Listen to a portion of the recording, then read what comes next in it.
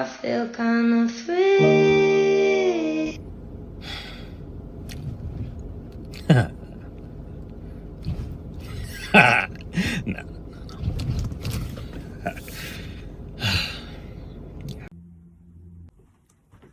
Hey there, how are your bites and sips going? Okay, well, would you complete 100% solids and liquids for me if I drew your favorite animal?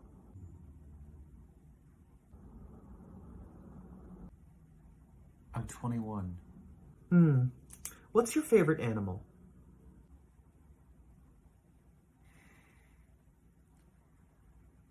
Can you draw a cat? Oh, I don't really know how to draw cats. Cats are hard. Right. I'm sorry, those are kind of obscure. How about your second favorite animal? Do you have a second favorite animal? I'll eat if you stop.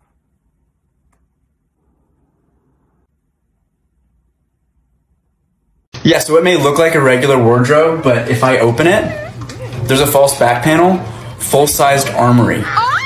Yeah. Just wait till you see it once it has all my dragon bone armor. Pastor here, and here's the tea.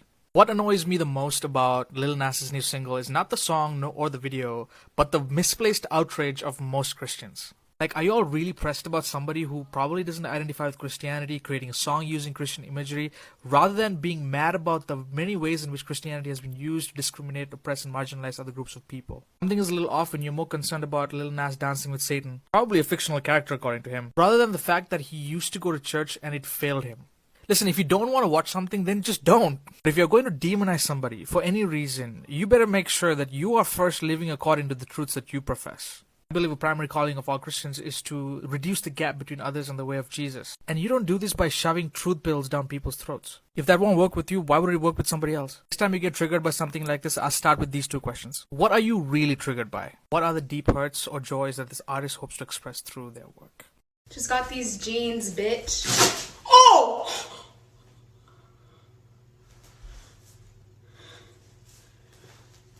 Okay. I ripped them.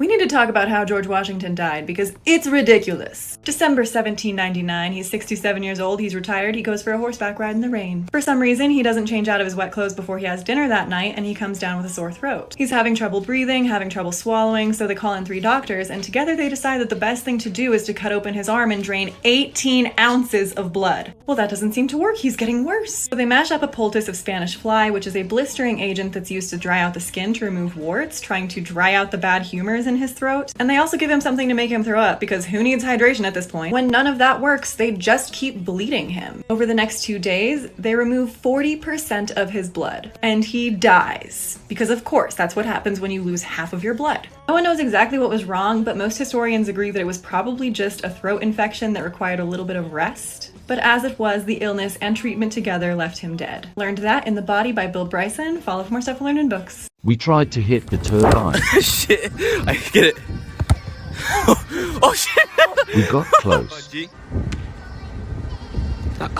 And then... Yes!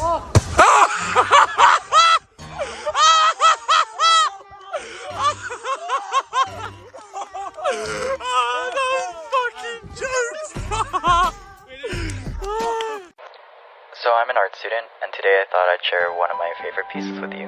So the piece is this. It's titled Untitled Perfect Lovers by the artist Felix Gonzalez Torres, made in 1991. And if you're thinking those just look like 2 store-bought clocks, you'd be right. But this piece, like a lot of art, just needs to be unpacked.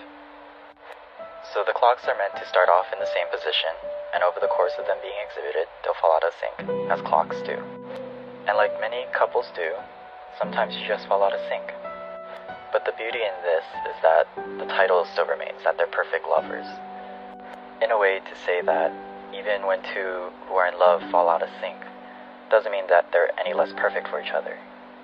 And it's made even more powerful when you find out that Felix's partner died of AIDS during the AIDS epidemic in the US, and Felix passed just a few years later, as if his clock ticked a little slower.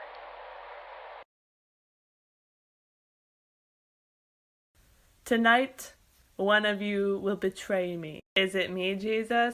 I don't know, actually. God just came up to me and he was like, someone's gonna betray you. I think we both know who. And I was like, I don't know, actually. I thought you guys all liked me. Did he tell you anything else? Oh, he did tell me that one of you is gonna kiss me. So those are definitely like two separate people. Are you ready for something a little bit sad, a little bit dark, but ultimately happy? Sometimes a sheep, a ewe, will give birth to a dead lamb, and if they realize that their lamb is dead, they will grieve and get depression. So before the sheep realizes, the farmer will take the dead lamb, they'll skin it, this is the dark bit, and they'll turn it into a jacket, and then they'll find another lamb, a newborn lamb, that is either a twin or a triplet. They'll put the jacket on this other lamb, introduce it to the mum, and if it's done well, she won't realize that it's not her lamb. She'll adopt it. So the mama sheep's happy, she now gets a baby. The adopted lamb is also happy because they no longer have to compete with their twin or their triplets. Then the real mum is also happier because she now can just focus on one or two lambs. Come on, Mom, what's wrong? Your fucking brother's annoying. Your other brother is fucking irritating. You're like my therapist in the fucking dirtiest room in the house. Not dirty, but like, look at your blinds. They're fucking stupid. Look at your closet. Nothing in here is straight. I'm not even sure if you are at this point. Here's a glimpse into my beautiful life. First, I wake myself up with a panic attack. Then, I check to see if my boyfriend's still breathing and if he's still alive. Once I confirm, I kiss him and thank him for being the only man who will ever love me. Then I splash water in my face and check to see if I'm still alive. I then put on criminally expensive face oil that I can't afford, and I wait for it to change my life. Now it's time for my first cup of coffee. After I pour, I run into my boyfriend's parents, and I thank them for letting me live in their house rent-free for 10 months, and I apologize for existing. Then it's time to check my emails. Once I realize that there are 0 professional opportunities in my future, I go ahead and start with my daily Google searches. After searching, I usually just stare into space for about 4 hours until I remember it's time for my workout. I pretend to punch every person who's ever wronged me, and then I lay down on the floor for 3 hours until my boyfriend tells me it's time for dinner. What you doing if I break into your house?